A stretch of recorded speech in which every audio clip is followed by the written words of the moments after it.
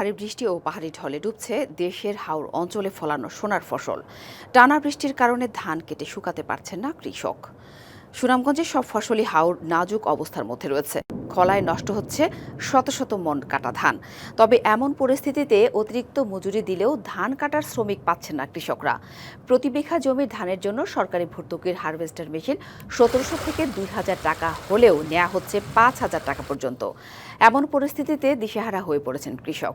এদিকে কিশোরগঞ্জেও কয়েকদিনের বৃষ্টিতে তলিয়ে গেছে হাওরের শত শত একর জমির পাকা ধান। টানা বৃষ্টিতে বিভিন্ন নদ নদীর পানি বৃদ্ধি পেয়ে জলাবদ্ধতার সৃষ্টি হয়েছে।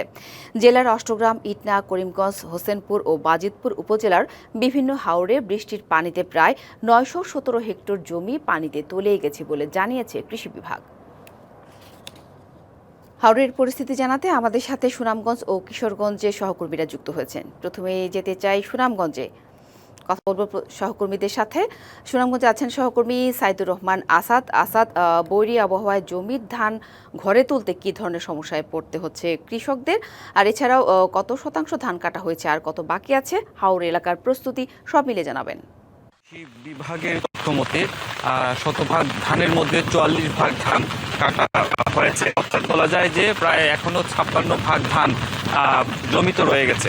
তো এখন যে গত কয়েক বৃষ্টিপাত শুরু হয়েছে সুনামগঞ্জে, এই বৃষ্টিপাতের কারণে সুনামগঞ্জের যে ফসলি জমি, সেই ফসলি জমি বৃষ্টির পানিতেই তলিয়ে যাচ্ছে এবং এখন পর্যন্ত পাহাড়ি ঢলের পানিতে কিন্তু যে নদীগুলো আছে, পাহাড়ি নদী, সেইগুলো টইটম্বুর অবস্থায় আছে।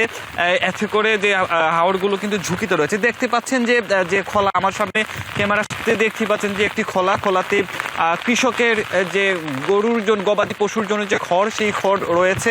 এছাড়াও অনেক এইরকম খোলাতে কিন্তু শত পানিতে সেই ধান মানে খোলায় উঠায় নষ্ট হয়ে যাচ্ছে। গবাদি পশুর যে খড়, সেটি নষ্ট হয়ে যাচ্ছে। শুধু এইখানে নয়, পুরো হাওর জুড়ে এইরকম চিত্র। কৃষকের কান্না। আসলে যে ফসলি জমিতে হাঁটু পানি এবং কোমর পানি থাকার কারণে শ্রমিকরাও আসলে যেতে পারছে না এবং হারভেস্টার মেশিনও সেই জায়গায় আসলে নামতে পারছে না। এমন পরিস্থিতিতে যেসব জায়গা আসলে এখনো পানি লাগেনি, সেইখানে আসলে তীব্র শ্রমিক সংকট দেখা দিয়েছে। একই সঙ্গে যে হারভেস্টার মেশিন, সরকারি ভর্তুকির যে হারভেস্টার মেশিন, সেটি ১৭ থেকে ২,০০০ টাকা করে প্রতি বিঘা জমি ধান কাটার কথা, কিন্তু ৫,০০০ টাকা হয়ে গেছে। এইরকম পরিস্থিতিতে কৃষক অনেকটাই অসহায়। কৃষকের কান্না হাওর জুড়ে বইছে। তো যদি আবহাওয়া অধিদপ্তর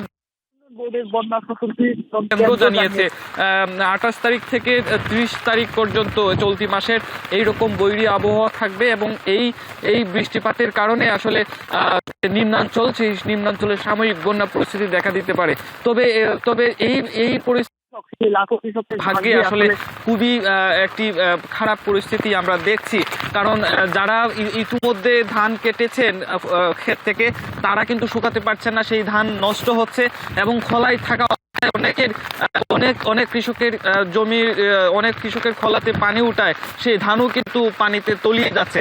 এমন পরিস্থিতিতে আসলে সুনামগঞ্জের কৃষক করেছেন, এটি একমাত্র যদি আবহাওয়া যদি অনুকূলে থাকে তাহলে ধান কেটে আনা সম্ভব। তবে এখন পর্যন্ত যে অনেকগুলো হাওরের যে ফসল রক্ষা বাঁধ রয়েছে, নদীতে যেহেতু পানি টইটুম্বুর অবস্থায়, নদী ভরে গেছে, নদীতে পানির ছাপ বেড়েছে, বাঁধগুলো কিন্তু ঝুঁকিতে পড়েছে। গতকাল একটি মধ্যনগরের একটি বাঁধ, কিন্তু যদিও রাস্তা বলছে এটি সরকার করেনি, কিন্তু সেটি আসলে ভেঙে গিয়ে কৃষকের সোনার ফসল ডুবে গেছে। কৃষি বিভাগ জানিয়েছে প্রায় ১০ হেক্টর জমির ধান আসলে তলিয়েছে। তো যদি আবহাওয়া যদি ভালো না থাকে এবং ৩০ তারিখ পর্যন্ত যদি এরকম থাকে, তাহলে কিন্তু যে কৃষকের ধান এবং হাওর নিয়ে কিন্তু শঙ্কায় পড়বেন এবং কৃষকের ধান নিয়ে আসলে তারা কি আগামী বছর, মানে সামনের বছর, পুরোটো বছর তারা কিভাবে চলবেন সেইটা নিয়েও আসলে শঙ্কায় রয়েছেন। জান্নাত সাথী। ধন্যবাদ আসাদ। আমরা সুনামগঞ্জের পরিস্থিতির খবর জানছিলাম, আর কিশোরগঞ্জের খবর জানাতে ইতিমধ্যে আমাদের সাথে যুক্ত হয়েছেন সহকর্মী রাকিবুল হাসান রোকেল। আমরা একটু আগে সুনামগঞ্জের পরিস্থিতি জানছিলাম যে সেখানে শত শত বিঘা জমির ধান তলিয়েছে এবং যে কৃষকরা ধান কেটেছে, খলায়ও শুকাতেও সমস্যা হচ্ছে। তো কিশোরগঞ্জের পরিস্থিতি কি? গত কয়েকদিনে টানা বৃষ্টিতে কি ধরনের ভোগান্তিতে পড়তে হচ্ছে কৃষকদের, আর হাওর এলাকার আর কত ভাগ ধান কাটা বাকি আছে, সব মিলিয়ে কি তথ্য আছে জানাবেন। সাথে আপনি যেমনটা জানতে চেয়েছেন, আসলে সুনামগঞ্জের সাথে কিন্তু কিশোরগঞ্জের হাওরের একটা সম্পর্ক রয়েছে। আপনারা জানেন যে আসলে সুনামগঞ্জের হাওরে যদি কোনো ফসলি জমি চলে যায়, সেই প্রভাবটা কিন্তু ওই কিশোরগঞ্জের হাওর অঞ্চলেও আসে। কিশোরগঞ্জের কিন্তু বিভিন্ন উপজেলায় ইতিমধ্যেই টানা অতিবৃষ্টির পানি এবং উজান থেকে নেমে আসা ঢলে কিন্তু প্লাবিত হয়েছে এবং জেলার বিভিন্ন উপজেলার কিন্তু 917 হেক্টর জমি পানি নিচে চলে গেছে বলে কৃষি বিভাগ আমাকে জানিয়েছেন। সাথেই আপনি জানেন যে বিগত 3 দিন যাবত কিন্তু টানা বৃষ্টি হচ্ছে। বিশেষ করে আজ সকাল থেকে যে বৃষ্টি শুরু হয়েছিল, সেই বৃষ্টি কিন্তু এখন পর্যন্ত চলছে। আপনি আমার ঠিক পিছনেই দেখতে পাচ্ছেন যে আসলে বৃষ্টি এখনো বৃষ্টি হচ্ছে। কিশোরগঞ্জের আসলে যে দুর্ভোগটা শুরু হয়েছে, কিশোরগঞ্জ কিন্তু এখন পর্যন্ত 50% জমির ধান কাটা হয়েছে বলে কৃষি বিভাগ আমাদেরকে জানিয়েছে। তবে এর মধ্যে আসলে ধান কাটায় ধীরগতি আসার মূল সমস্যাটা কিন্তু প্রাকৃতিক দুর্যোগের কারণে। কৃষি বিভাগ বলছে যে আসলে প্রাকৃতিক দুর্যোগের কারণে কিন্তু ধান কাটায় একটা ধীরগতি চলে এসেছে। এছাড়াও যদি ভোগান্তির কথা সাথে আপনাকে বলতে যাই, যে এই দুর্ভোগে কিন্তু সবচেয়ে বড় ভোগান্তিতেই পড়েছে কিন্তু এখন আসলে যাদের ধানগুলো কাটা হয়ে গেছে তারাও কিন্তু বড় বিপাকে পড়েছে। তাদের ধানগুলো খলায় চলে এসেছে এবং খলায় চলে আসার পরে কিন্তু খলাতেও কিন্তু অতিরিক্ত বৃষ্টির পানি জমে কিন্তু সেগুলো ভিজে আছে এবং তারা কিন্তু ধানগুলো শুকাতে পারছে না।